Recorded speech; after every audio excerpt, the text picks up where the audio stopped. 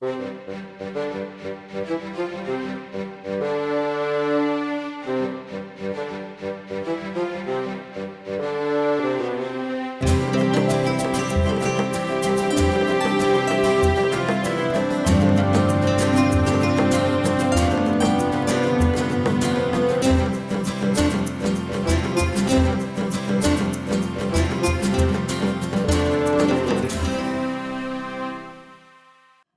I'm here basically tonight to introduce Lynn Mattke, who is my very good friend. We worked on this a few times together to kind of get it in its PowerPoint form. And I've known most of these people since I was a little girl. I think you're going to enjoy the program. I don't know why I'm suddenly here all choked up about it, but I kind of am. It doesn't really make sense. But you'll see a lot of interesting images and some of the fabulous stories, especially of Hedwig, who was a force to be reckoned with, without question. And Lynn?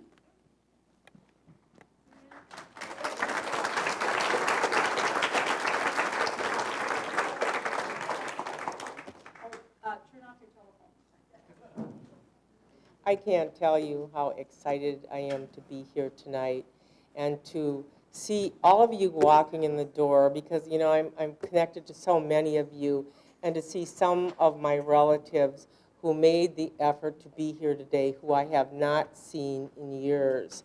So I just want to thank everyone that's here tonight. It's really gratifying. I also want to give my thanks, right when we start off. I want to thank certain people. I want to thank Phil Graupner, who translated a lot of my German letters that I had in the attic. It was like 75 years of correspondence, and I could, of course, not translate them, and he did a wonderful job. So, Phil, I know you're in the audience, and I want to thank you.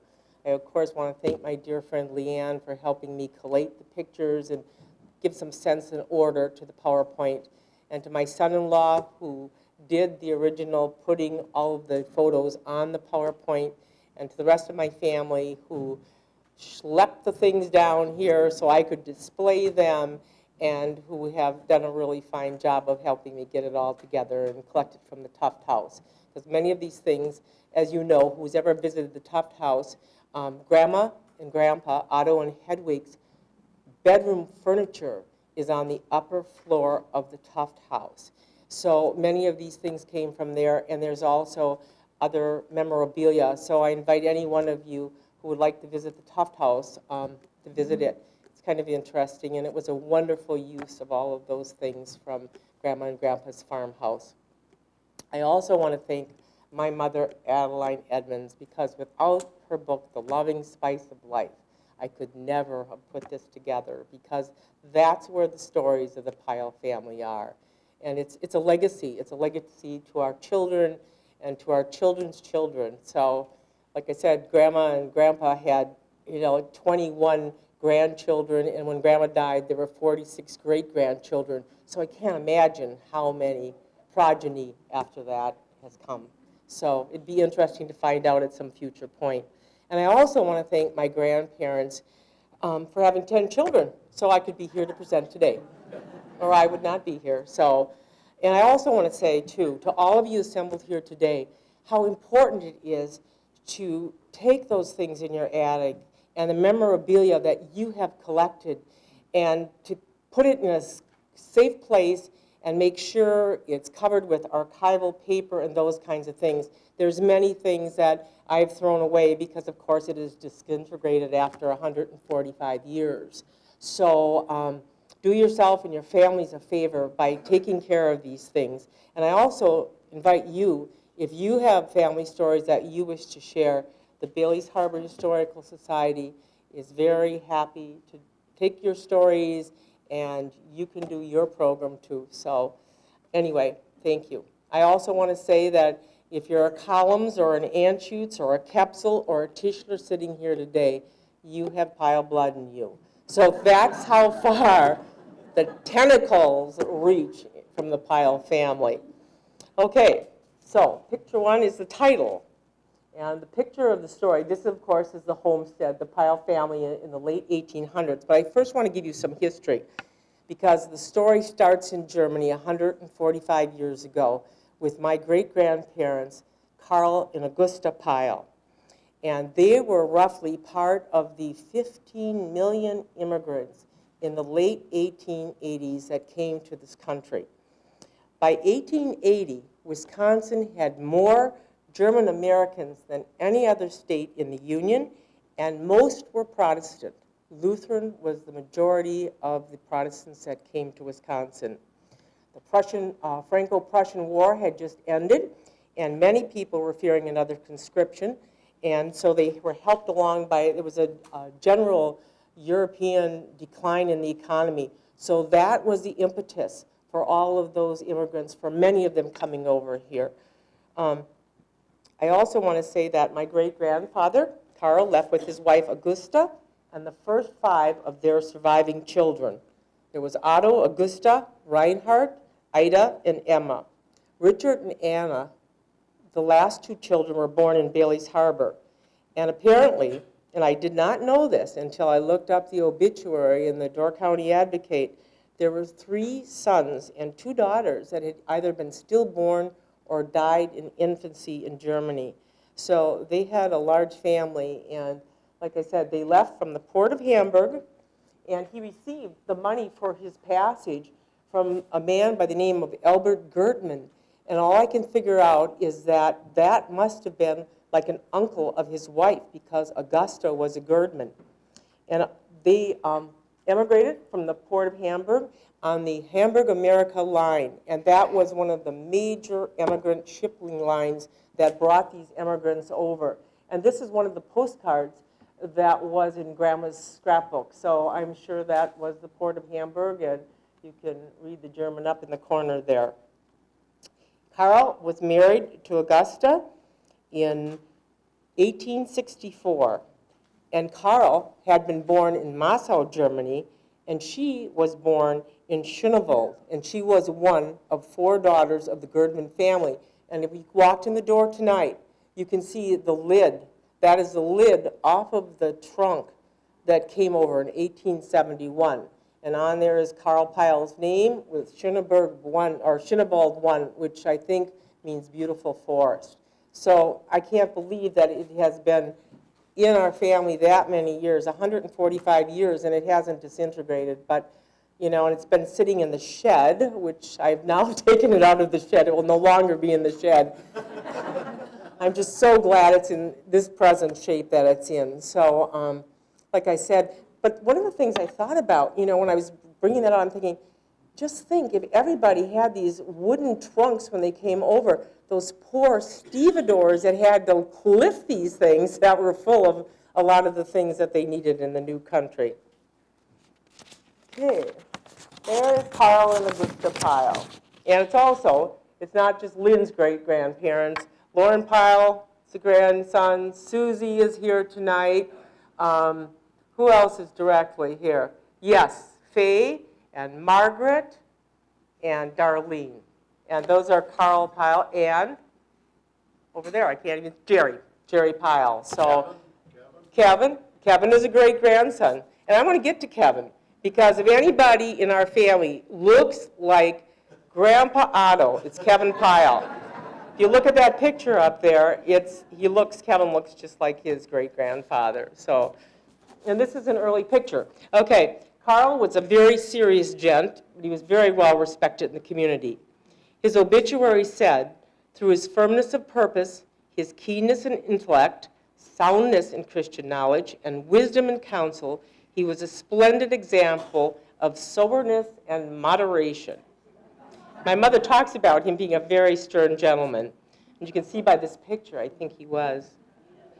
In the 1880s, before the establishment of the Lutheran Church, my great-grandfather, Karl, together with his friend Henry Perlowitz, who operated a mill in the harbor, arranged reading services they held in each other's homes every Sunday afternoon for neighbors. On May 1st, 1895, he called together 15 families to form a church. He served the congregation on the board of elders and various committees, as well as being an official delegate to synodical conventions. This slide features the incorporation pictures of or photos of Emmanuel Church, and those are the original incorporation of the church. So church was very, very important to he and his wife Augusta. Okay, we can go on. Okay, so any of you who are familiar with County E, and F on the corner, those are the trees. He wanted to recreate, he was really into trying to recreate the village in Germany that he came from. And to many of you who have been to Germany, when you go into the small villages, they're always preceded by like rows of linden trees. So instead of milking cows and stuff, he had the children do that so he could plant these trees, beautiful maple trees, and even today some of them still exist. Many of the trees, of course, I mean, they're over 100 years old, so a lot of them have died. But that is the way it looked back in the very, very early days of the century. And then it was such a wonderful pictures that Harley Davidson put this on the cover of one of their magazines. And it was, Leanne and I one day went out there to look at the trees, and John Anderson, thanks to him, he said, well, would you like to have a picture of the Harley Davidson cover? And I said, of course I would. So even they thought the trees are pretty nice because they used it for the cover of their magazine. Kind of a nice Harley for all you motorcycle owners, huh?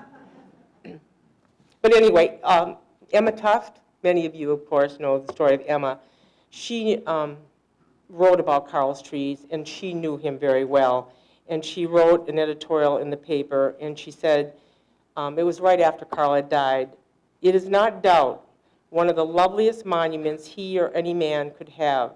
There are no names, gold stars, bronze plaques, or arch gateways to sadden those of us who have lost loved ones on humanity's altar. It is all a quiet loveliness, giving us renewed hope, peace, and beauty every day of the year." Okay, photo number 8. Bailey's Harbor in the early 1900s. Now, I have this little pointer, Leanne, do I? I do have. Okay, now, do you know what this is? This is the old town hall in Bailey's Harbor, which is right across from Zock's Barber Shop, and it's now the post office. Here you have, right over here, that is the old Pruder sawmill. Right there, right over there. And all right down here, this building still stands. This is the old Globe Hotel that Murray and Eunice Schlintz, and I don't know who's in there. I think some of their family probably live in that house. Now, I'm not sure. But I'm thinking this is, Leanne, did we decide that this here was the Lena Betcher? We think this is Lena Betcher's house, for those of you who knew Lena Betcher and Bernard. And I think, Leanne, isn't this where your house is? I think, because then you see this would, what would that be, Larson's house maybe, Jumbo? Okay, Larson's house maybe that is. That does make more sense. And Reuben, okay. Right, Reuben, okay. And what would this be down here? I don't know what that is. But you can see, here's the lime kiln. This is where Orphan Annie's is. The lime kiln is right on the other side of the Orphan Annie's. And this is where, you know, at one point, you know, they milled the lime. So it's right in the corner there. I don't think, are there any remnants there left anymore, Lauren or Annie, from the lime kiln? Is there a little bit left? Okay. Okay, we can go on to the next one. Okay, this is Kevin Peil. Right here. This was, Kevin, I should have you stand up here at some point so everybody could see the resemblance to you.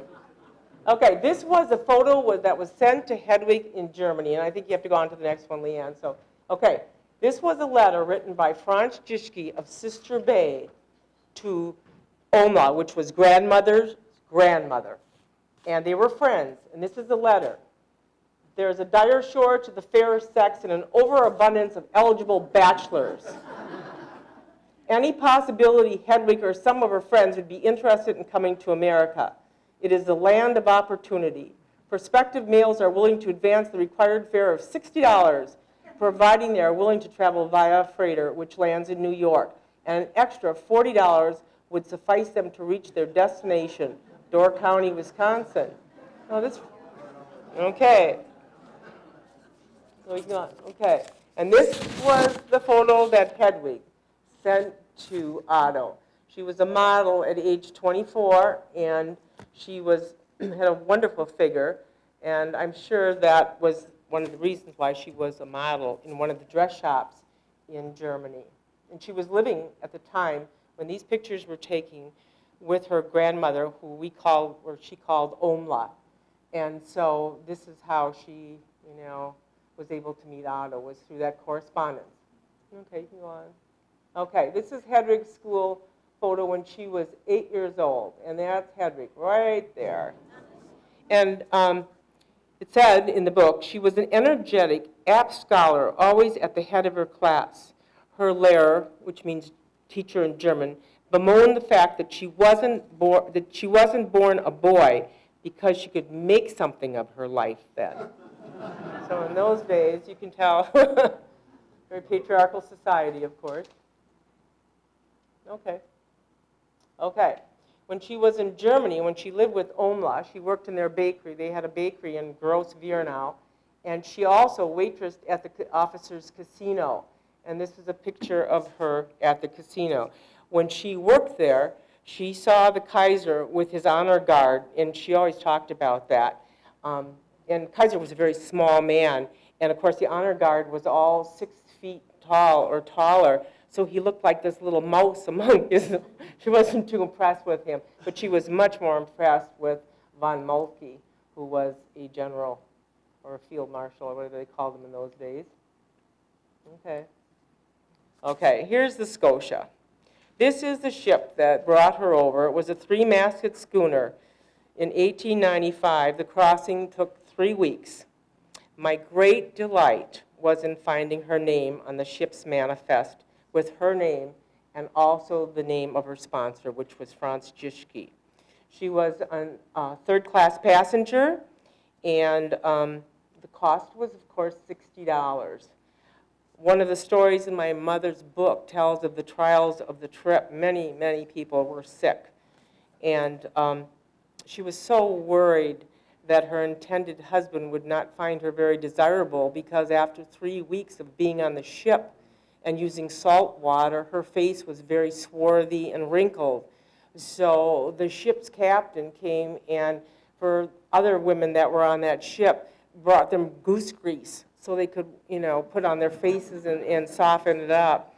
And it's really something, because I went to Ellis Island about, I don't know, maybe 8, 9 years ago, and of course I went through the records and I found Grandma's name, and I thought, wow, Grandma, here's her name. And I actually wept to think that she had walked down those stairs.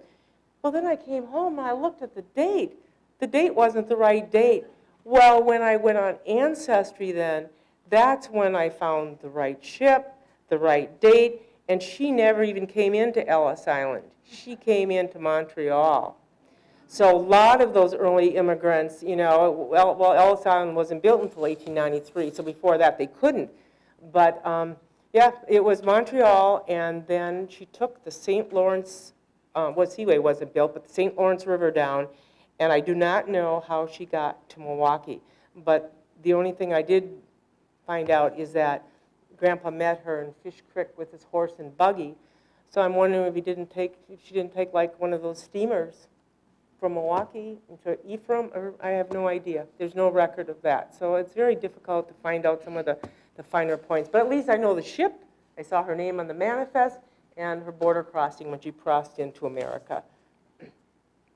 Okay, Leanne, okay, there's their wedding photo. This was taken not at their wedding. It was taken on their first wedding anniversary as a photographer had come into town. After a short interval, when it was certain she was not pregnant, because they had to know that, because there were a lot of mail-order brides coming over, and there were some that, were probably pregnant. So they were married on August 9th, 1895. They were the second couple to be married at Emmanuel Lutheran Church. My great-grandfather, Carl, told Otto that he must, on entering the church, put his right foot ahead of hers so as not for her to have the upper hand and rule him for the rest of his life. Needless to say, Grandma got there first. And how prophetic that was. They both looked forward to a child, but the firstborn son died shortly after birth, and another was stillborn. When the doctor told her she would never carry a child to term, she was devastated. When she saw an ad for Peruna, a patent medicine that would rejuvenate the system, and I have Leanne to thank for this because she found it on the internet. At $1 a bottle, it was very expensive, but they agreed it would be worth it. 2 years later, after having consumed 35 bottles, she was pregnant.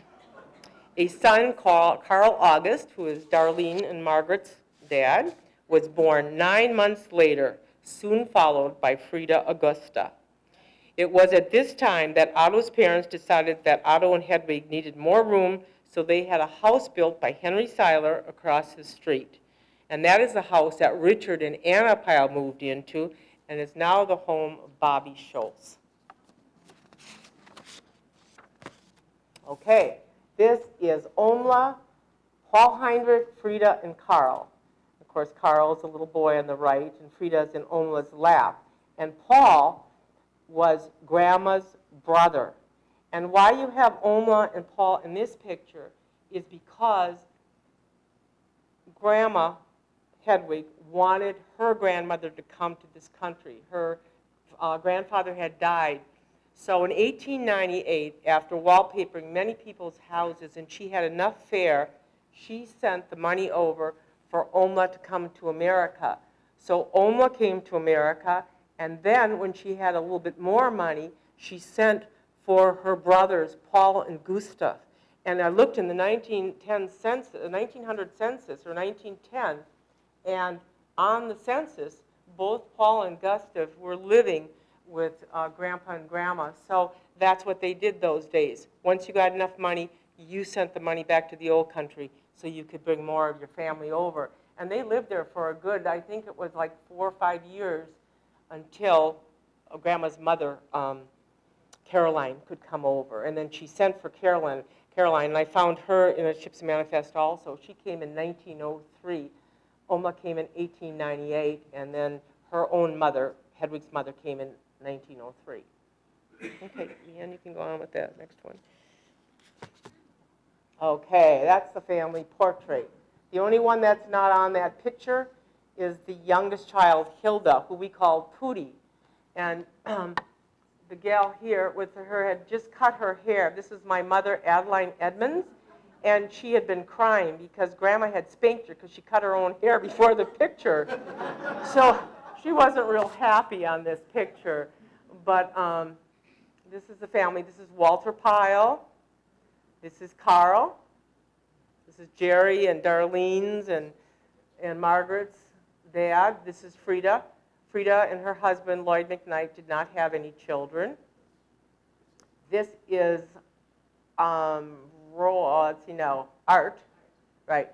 Rolly is on Hedwig's lap. He was Susie Baldry's dad. And this one is Hans and Otto's lap. Which one is that? Is that Rolly? No, this is Rolly. Hans. Again, I don't recognize it. Hans on Otto's lap. Oh, here's Hans. Hans and his wife, Pat, they had no children also. And Rolly is right here. And that is Lauren's dad, Susie's dad, and Diane, who is now deceased, father. And also Kevin Peil's grandfather and Christy Peil's grandfather. And Martha's right here. Yes, right here. Martha. Sorry, Faye. That is Faye Blue's mother right here. She was a year older than my mother. And Walter Peil, he had 2 children, Mary Ann and Kenny, and they're both deceased. Okay, wouldn't you love this cart? I don't know whatever happened to that. Grandpa Otto made that for his firstborn children. And then again, you wonder, these photographs, it's amazing the number of pictures that they actually took in those days, and I'm sure they had to wait for a photographer to come to town, although there was one later, Leanne, wasn't there, that was in town.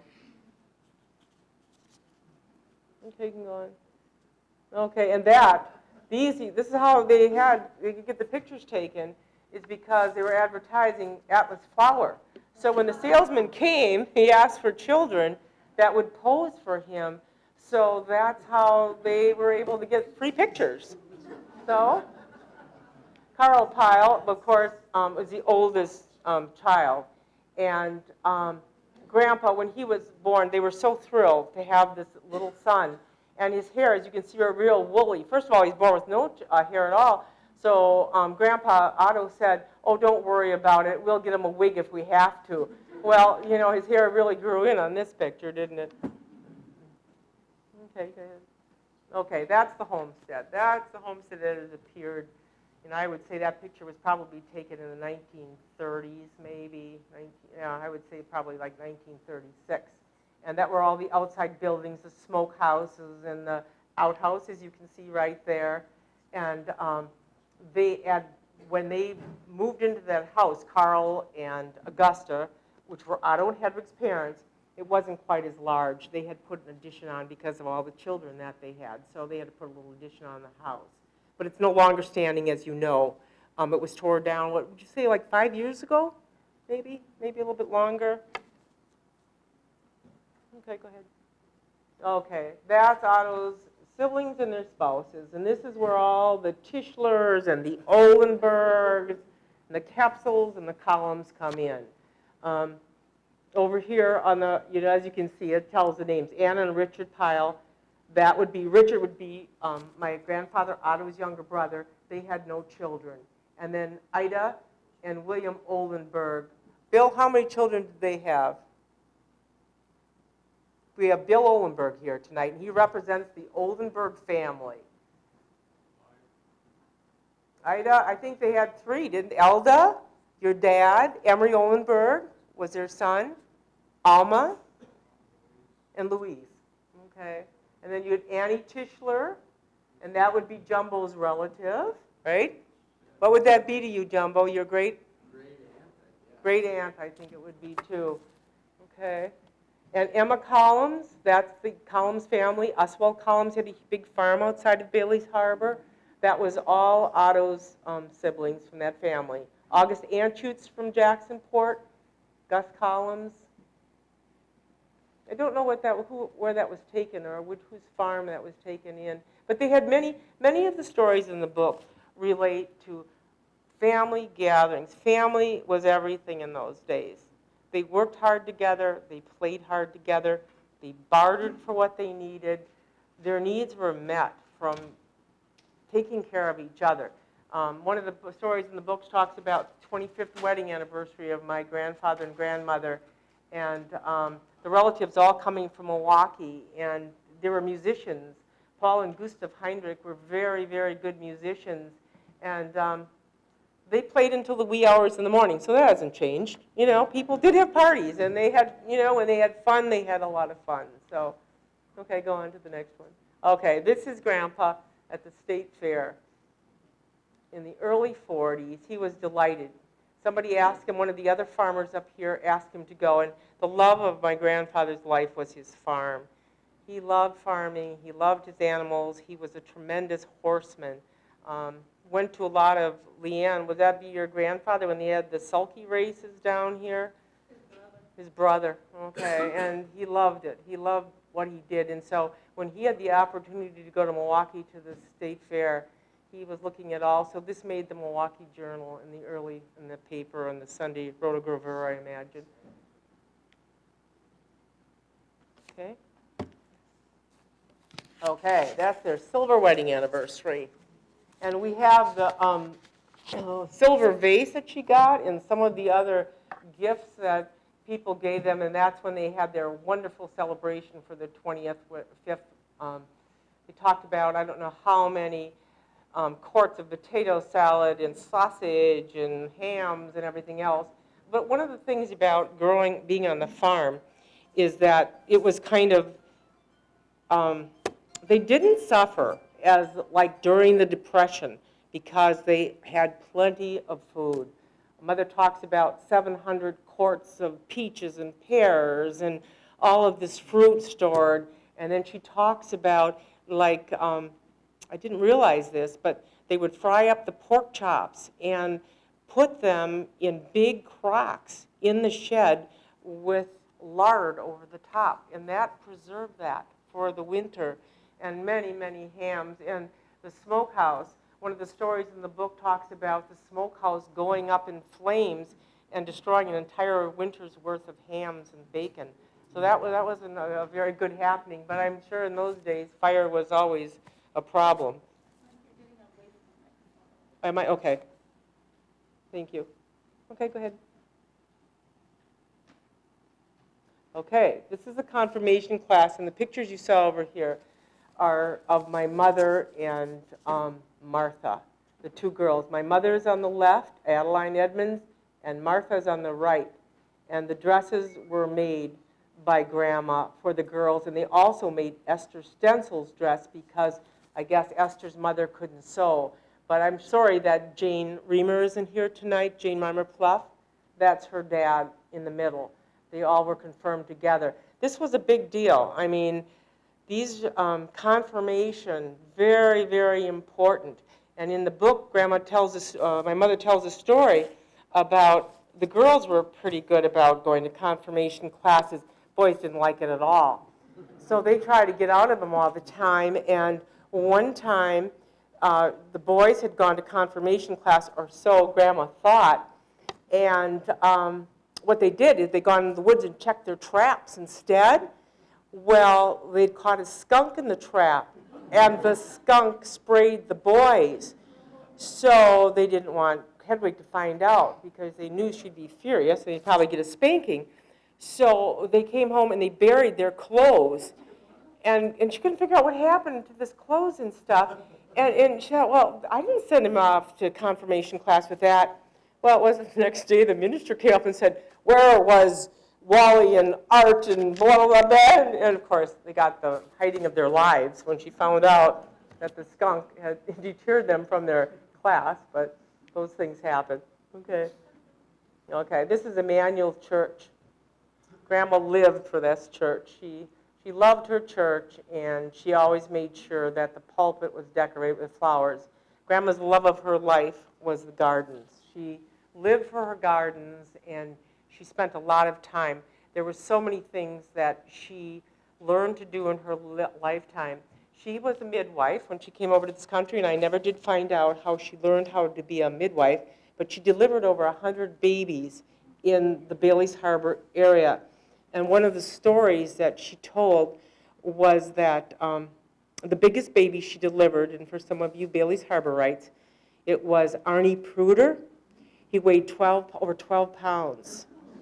And she said it was the head, you know, she didn't think he would live. Well, we know Arnie lived to a ripe old age. And we who knew Arnie remember him. Remember what a big man he was with a very big head.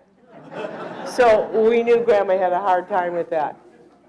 Grandma also did a lot of midwifing for a lot of the farm families out there, and she had many stories to tell about that.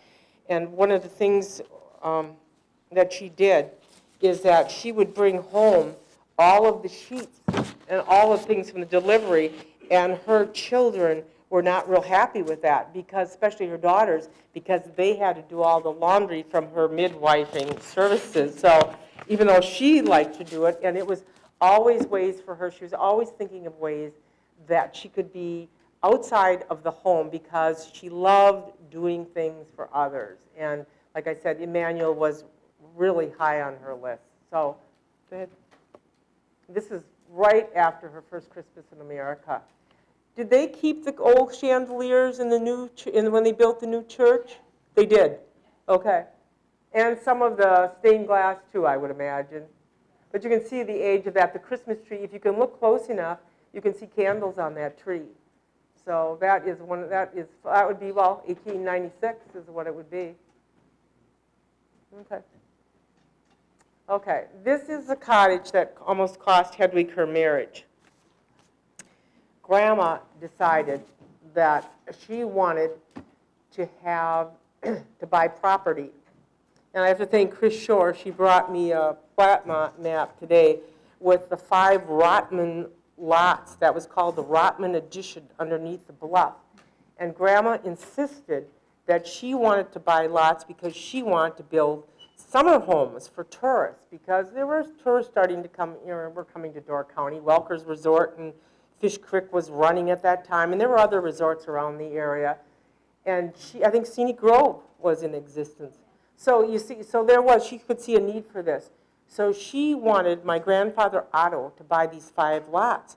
Well, Otto wanted to buy a horse, he wanted to buy another shed for the property and stuff, and he absolutely refused. So Grandma wasn't satisfied. She said, well, I'm going to leave you then. If you're not going to give me the money to buy these lots and build these cottages, I'm leaving. So she left my grandfather Otto, moved to Milwaukee, moved in with her sister Bertha, who had no children, moved in with her and got a job at a Jewish delicatessen. And that wasn't, she knew after a few weeks that, she really missed her children. My mother quit school. She was 13 or 14 years old. She was in the 7th grade because there were still little children at home. This was 1920.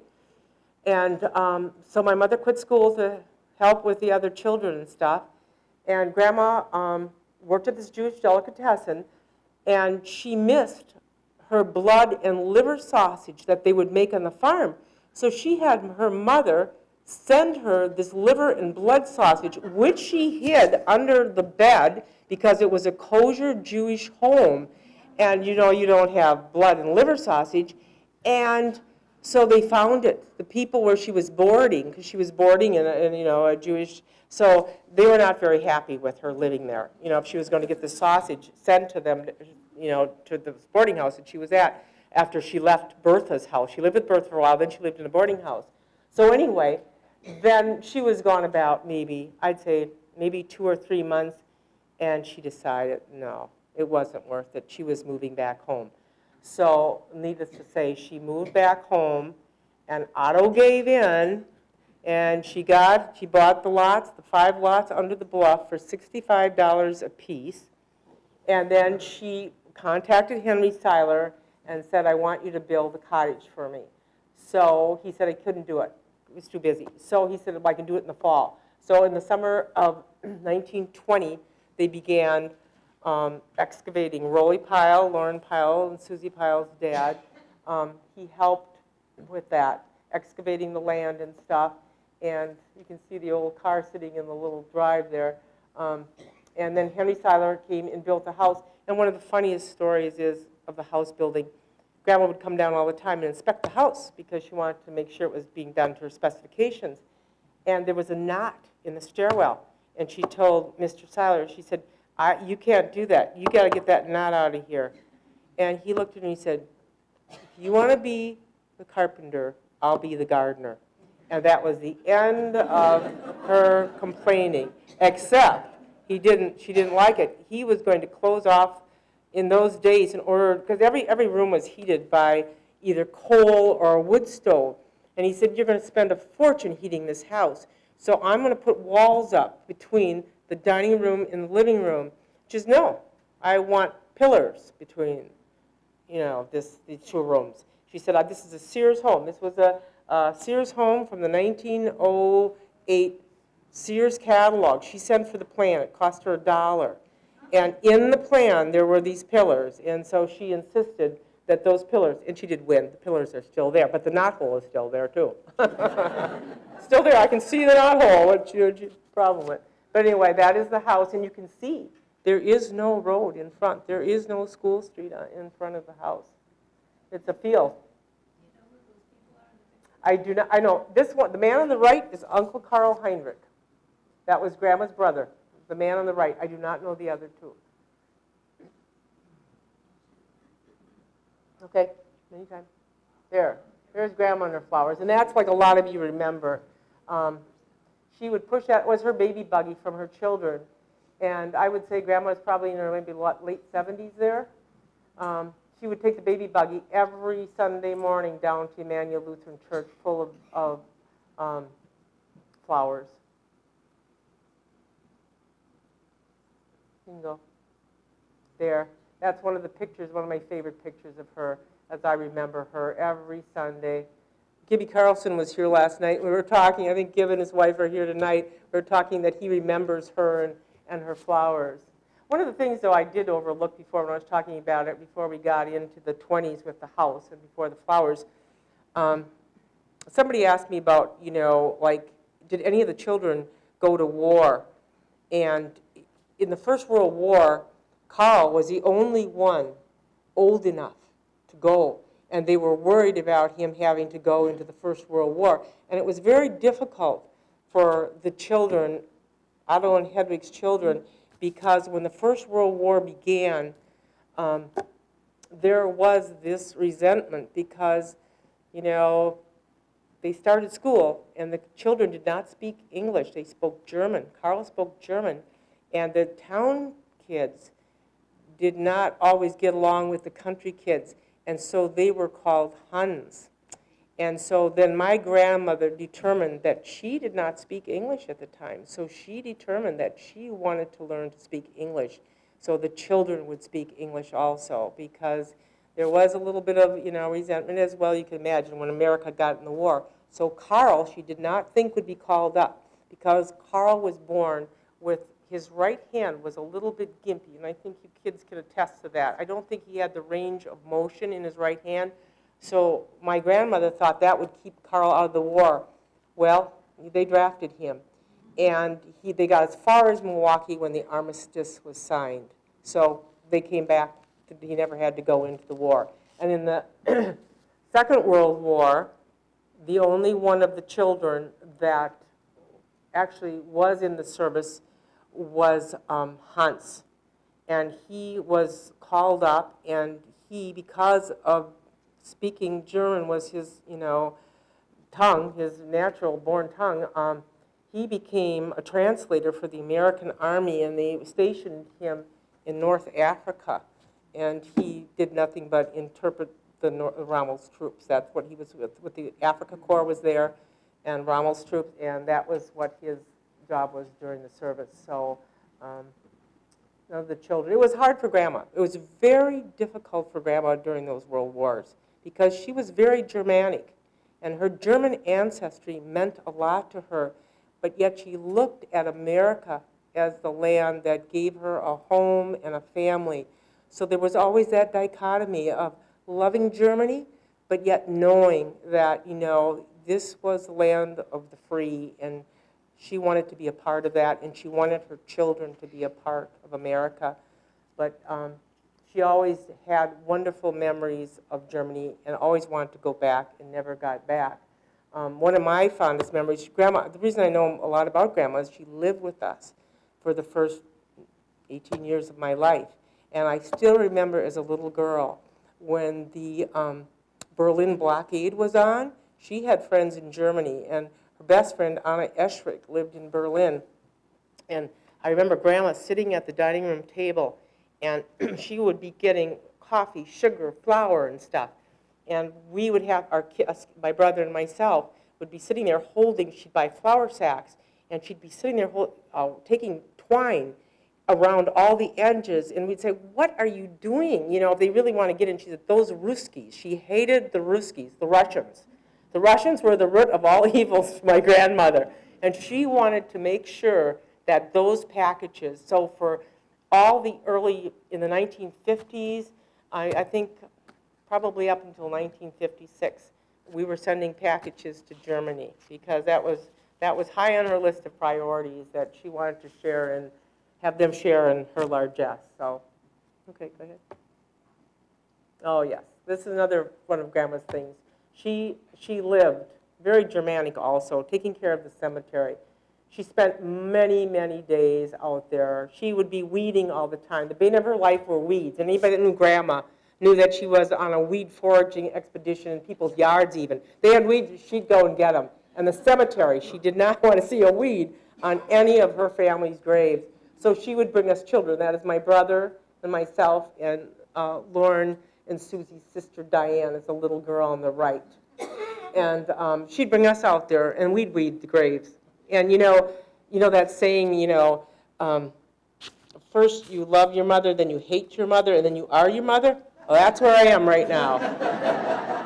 Because I'm now out there weeding the graves. So we just pass it, we play it forward. Okay. Oh, and this is another of Grandma's wonderful, wonderful hobbies that she made money off of. She was a wonderful cake decorator. She learned how in her grandmother and grandfather's bakery in Germany how to decorate cakes. And she decorated many, many, many wedding cakes and birthday cakes and you name it. And they were beautiful cakes. And many of the people in this town who had a wedding, I mean, like for her grandchildren. I mean, I'm sure, I don't know if Darlene or Margaret, she decorated your cakes, but many of the grandchildren who got married, she decorated their cakes. And there are some beautiful ones that we have in the scrapbook. I think there's a few more. Is there a few more, Leanne? Oh, this is Ted, and I have this wrong, and I apologize, because I looked in Mrs. Boynton's book, Faith Builds a Chapel. It's Carl and Andre Vale. It's Mrs. Boynton's child from her first marriage. He was killed in a car accident, and then she married Boynton. Carl was in World War II, and Andre was a French girl that he met. And when the war was over, he brought Andre over, and Grandma was Mrs. Boynton's gardener at Boynton's Chapel for many, many years. And so she decorated, you can see it's the bride's cake and the groom's cake, and did the flower arrangement for their wedding. And Boynton's Chapel, is an outgrowth of, World War II. She wanted a place that was built to peace. And her son, Carl, and one of her husband, Don Boynton's son, was also in World War II. So when he came home, Ted and Andre got married. And interesting enough, when I worked at Scandia Village, one of the residents there was a family member of the Vales. So I got to see pictures of Ted and Andre, and they lived into I think they were like 90 years old on this picture, living in California. So they lived a good long life. Here's Hedwig and Mrs. Boynton. They were wonderful pals. In fact, in the book when I was reading the other day, Mrs. Boynton talks about Grandma and her going to Sturgeon Bay to pick out flowers for Bjork London. And she said, I thought I was going to pick out the flowers. And she said, I'd leave the flower shop, and I hadn't picked out anything because Grandma had picked out everything. And she said, Hedwig just had this eye for plants. And she said, who was I to tell her that, deny her what she wanted? So they had a friendship for all the years that Mrs. Boynton was at the chapel. Wonderful, wonderful relationship. Oh, and there's the cookie house. Grandma made this cookie house in 1944, and she sent for Hansel and Gretel from Germany. And 2 Christmases ago, my daughters and my grandson rehabbed it. We finally took out all the old cookies, and when Lee and I were children, we kept eating on the cookie house. So half of it was missing. So it's got a wooden, the cookie house itself is wooden inside, and whoever made it, I think it was probably Henry Seiler. He's got it signed H. Seiler in the inside, and the wooden frame is 1936. So Grandma decorated this, and we've had it every year in our family for Christmas. It's part of our tradition, so it's carrying on the tradition with the children now. So she was a great decorator. She loved to decorate everything. And the Pfefferkuchen over there on the table, did you see the Pfefferkuchen? And Leanne reminded me of this also. Grandma loved making this German hard, maybe Ursula, are you familiar with this? We have some very German people sitting in our front row here. Pfefferkuchen was a tradition. Every Christmas, our tables would be full of Pfefferkuchen. And they were made with molasses, I think, and hard. We never ate them. Grandma would decorate these with beautiful, she'd cut out always the Wiseman and hearts, and then she'd put this foil paper in, and then we called it spritzing all the way around. And like Leanne remembers too, the school kids, she would give them like for birthdays to kids. I think Emmanuel Lutheran kids got a lot of them. She gave them to probably the children of the church. But it was really a very desirable thing. And this one was in the attic. It's been there since 1947. And you can see it's very deformed. But she gave it to Art Hinkwinet for a Christmas present. So somehow I think maybe Mrs. Hinkwinet gave it back to my grandmother, and then it was in the attic. But I think after this program, I think it's going to go bye-bye.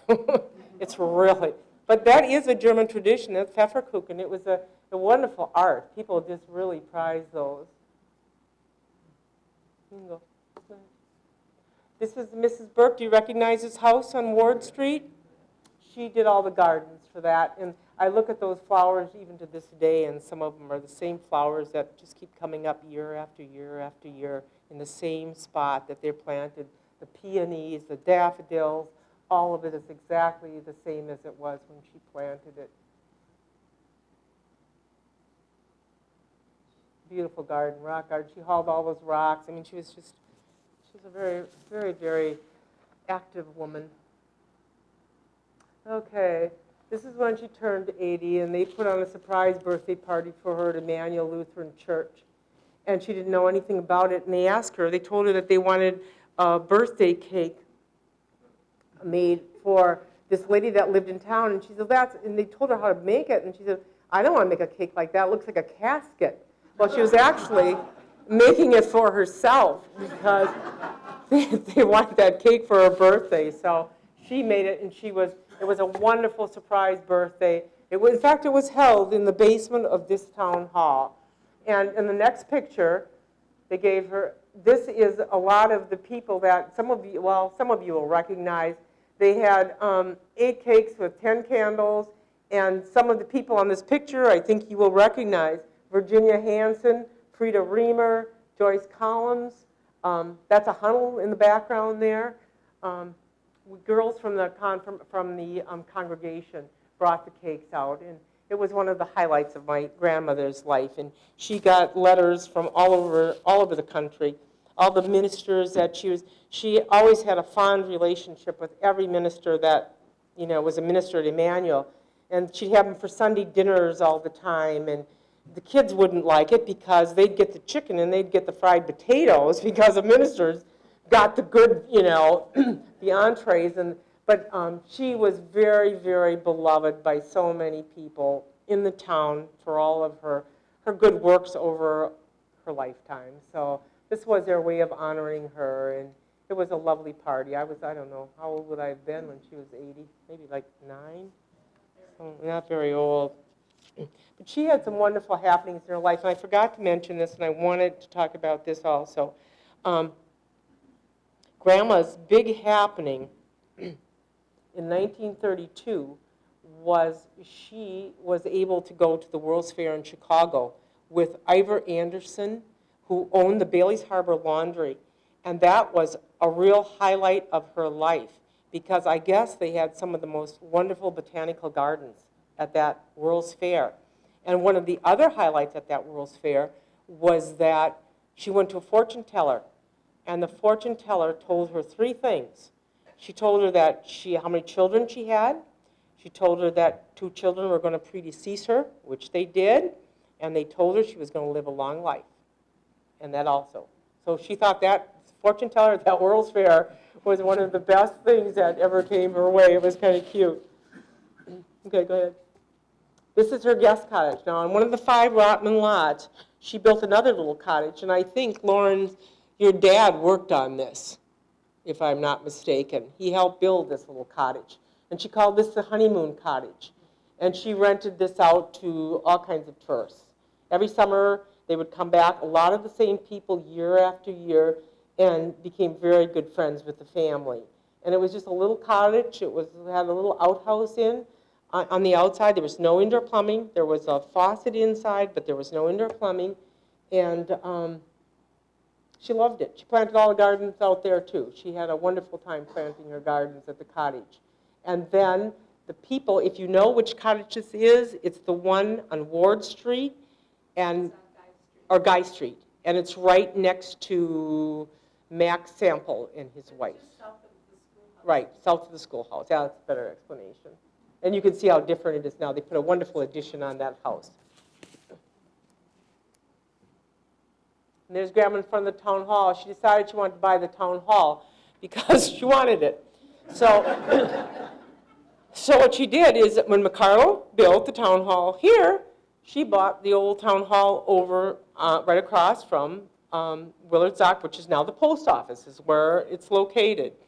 And I remember as a child going down there, the rooms, she had them all divided. She had Rolly, her son, divide up the rooms, and she rented those out for tourist rooms. And this building had no indoor plumbing. There was an outhouse out in back, and she had pumps, like hand pumps in the little kitchen areas.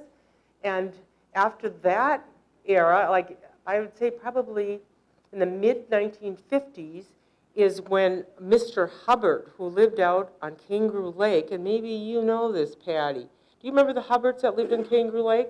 I think his wife was Rita, perhaps. Yes, absolutely. He had a business in there. He made something. I don't remember if it was little motors or whatever, but he had a regular business in there making some equipment. What it was, I do not know. But then, eventually, then it was sold to the post office, where their building is now. Yes? My dad tore that town hall down. Yes, he did. That's right. Where he lived on F, he built his garage on it. Really? Yeah. Okay. Lauren said his dad tore it down. I think Grandma sold it actually to Rolly, and then he tore it down and built it. What did he do? A garage? Okay, sure. Okay. This was Otto and Hedwig's 50th wedding anniversary. This would have been taken in, let's see now, they were married 50 years. They were married in 1895, so that would have been 1945, yeah. This was taken not too long. Grandpa died in 1946, and I don't remember him. Lauren and Susie do, but I don't remember him. I was only 2 years old, but this was their wedding anniversary. They lived long enough. One of my favorite pictures of my grandmother in her flower garden, one of her favorite sayings was always, I give my whole life to make beautiful, because she loved her gardens. That was taken in front of her little cottage. Okay, go ahead. Okay. And this is I took out at the cemetery a few weeks ago. And I look at this and I get kind of emotional when I see that, because I think, you know, if her Lara could have seen her at the end of her life, I think he probably would have thought, you know, it was okay that she wasn't born a boy, that she did make something of her life, and that she, you know, in her own way, like my husband said so aptly, he said, you know, she probably didn't break through the glass ceiling, but she made a crack in it, because she always was looking for things to do, to make a difference. You know, I think she saw the possibilities in this town. I think she, you know, she looked at her life as a gift of being in America.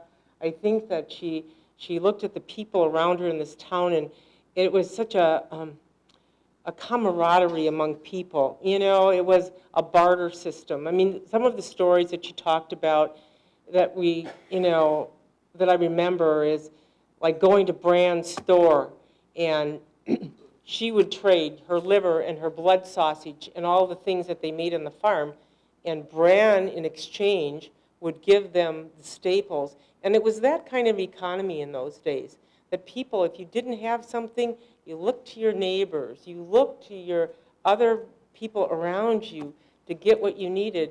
And it was a simple way of life, but it was a good way of life. And I think that we who live in Bailey's Harbor, you know, we are really the recipients of a very, very rich history, that of all of these pioneers that came to this town, and they had nothing to start with, but, you know, they had their hands and they had that wherewithal. And, you know, and with the Germanic heritage, they're very, very, how shall I say that, stubborn in many ways.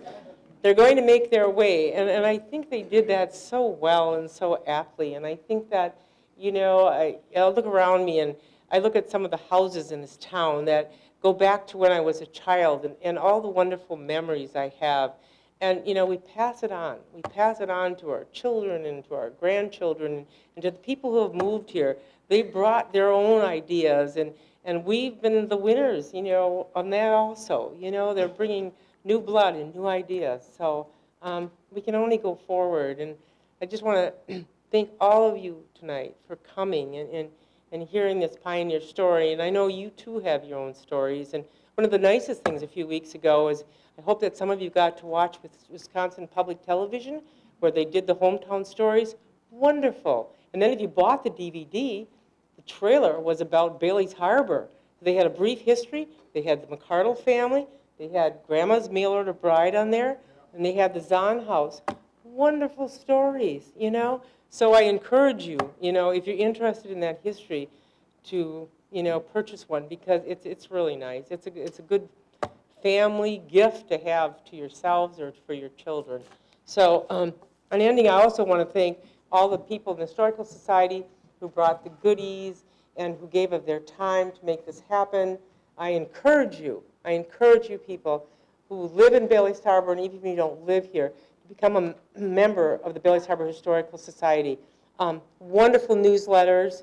It helps to sustain the programming that they put on, and they've just done a marvelous job with these programs. So, you know, and I want to give a few minutes. If anybody has any questions or anything, please feel free to ask. Lynn, Yes. you saw that, please wait for the mic to come to you. Yes. I, school teacher's voice, I don't need that, but I'll use it. I need it. All right, is it on? Yes. Those of you that saw the house from Sears, in the Toft House, we have a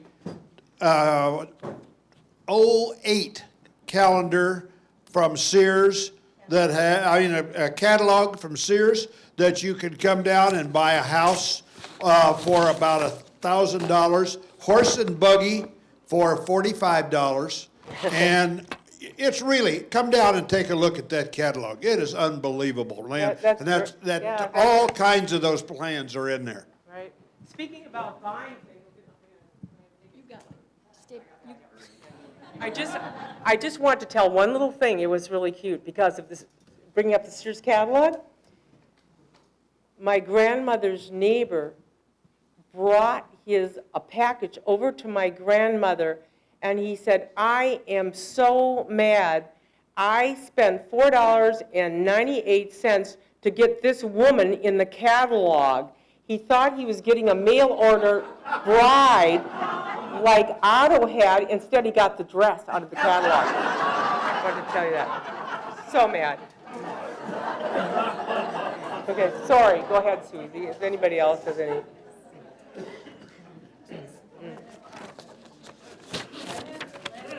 Good. Oh, yes. Okay, Bella. We get all the Peil family and their siblings We're going to do that. and spouses for a picture. Yes, we are going to. I was just going to say that, Lauren. Thank you. I want that. But for a while, I'm answering questions. If anybody else has any. Yes, Bella. This is my granddaughter.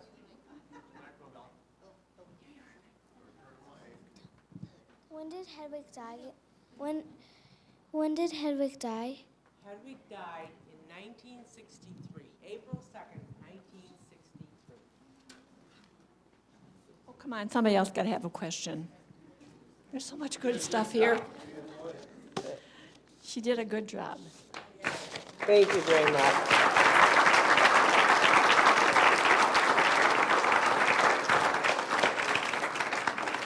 Why did they come to Wisconsin? Why did they not stop in Ohio or somewhere else? Okay, I think that they came to Wisconsin simply because Franz Jischke from Sister Bay sponsored them, and I think there were other people from that particular area of Germany that had come to Door County. So I think, and I think Phil Graupner can probably attest to that, that people came to certain areas from Germany to certain areas in Wisconsin. Is that correct, Phil? What is it called? Chain immigration. Okay. Why don't you explain that, Phil? Susie, I'll give you the microphone because we can't hear you. Oh, hi. It was very typical in the family. that someone usually young, the younger men or the boys would go first, and then they would get establish, probably even buy property or something like that, or at least earn some money, and then they would start having other families, or other members of the family follow them. And like in our family, just from one side of, in our family, 18 people came from basically from one family, and all the relatives. Okay, thank you. Thank you, that answers that. I think our great-grandpa, Carl, when he said that to our grandmother or to our grandfather, looking at Lynn and myself, I think everyone would attest to this, that we probably picked up a lot from our grandmother. A lot, right, Everett? I think so. I think you can probably attest to No that. comment. Any more questions? She was an amazing lady. She used to drive the town chairman crazy because the lot across from her house was an open field and there were weeds growing on there, which then crossed the road into her yard. And so she was constantly on him about that.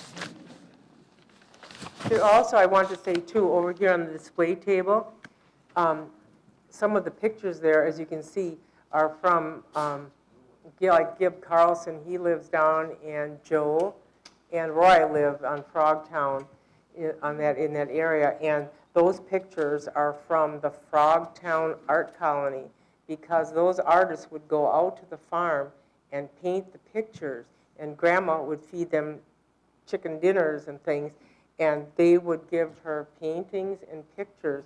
And those are 3 of the pictures that Grandma has from the art colony from the early 1920s. So they're real keepsakes. So, and we think, somebody asked me earlier, where did the hair wreath? That's got all 10 children's hair on it. And I do not know who made it. I think that what she did is she sent that hair back to Germany, and somebody wove it back there and sent it back here, because Grandma would be ordering from Germany all the time. She ordered great-grandma Oma's headstone, that porcelain headstone that is out of the cemetery. She ordered that from Germany, and how that got shipped here in one piece in 1915. Think of it. I mean, those days, and it had to go by ship, and it's in beautiful shape. The gilt on it, the gold gilt, is still in excellent shape. So, and you know, with the inclement weather here and everything, that porcelain headstone has held up so well over the years. It's amazing. So, yes. And we used to always get lots of good German candy. I remember that as a child. She'd send for good German, because we didn't make candy quite as good as the Germans did. So we got German candy. The farm is on the corner of EE and F, right on the corner when you go towards Fish Creek one way and Egg Harbor the other. It was right on the corner. And the trees are still, you'll see the trees. They're still there. There's a lot of dead, what are those trees that are dead there? There's Poplars. poplars, yeah, there's a lot of dead poplars there on the corner. But further down are still some of the maple trees that my great-grandfather planted. Why was Peil Creek misspelled? Well, you asked Phil Grosvenor that. He's the one that got it changed, you know. He did not like it was misspelled for so long, so he petitioned the town, did you, or who did you petition, Phil? I have to actually make several, can't hear you. Okay, wait just 1 second, Phil, because we can't hear. I'm getting old, Phil. It actually started out with Rebolt's Creek, which had the signage there had changed to Rybolt. And the creek was named after August Rebolt, and that bothered me. So that's what I started with. But then Peil Creek, even though the signs at the creek were still Peil, but somebody went through the bother of changing the name to Peil. And there aren't any Peils in Door County, or definitely not in Bailey's Harbor Township. So I thought it was just a matter of changing the signs. but because it had been an official name, both of them had become official names, there was, every map would have still been using the wrong spellings. So I had to request a change, and it took me a year, with a lot of help from Greg Colthurst from the Soil and Water Department, part of the DNR, the local DNR. The creek runs, I think it's Mean Pile Creek, because Carl and Elsie Pile lived on that farm, right? Yeah. That creek ran through. Is that correct? Probably. Yeah, I mean, I know the don't- creek don't- ran I through, don't right, know the Darlene? history Yeah. of. It ran through of there, any of Jerry, them. right? That creek? I So- remember that, their farm was right down from that, because we used to go and get fish out of that creek So when now, we were kids. yeah, so now both names are official. Even Rebolt Creek is now a nationally official name. Had to be approved by this. Thank you. Yeah. Thank you. Yes, right, we are all cool now. Yes, Lauren?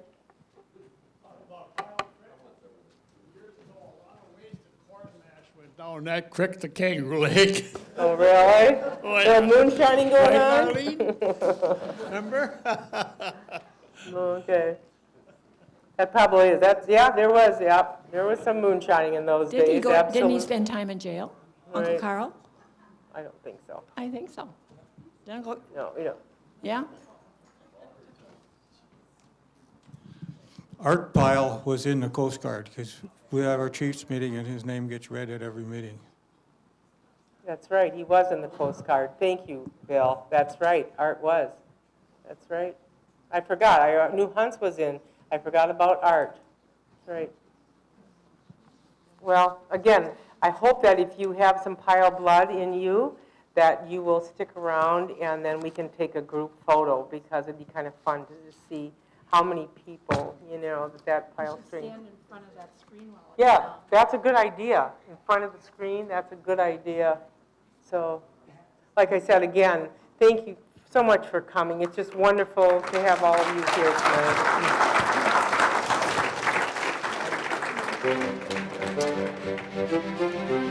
tonight.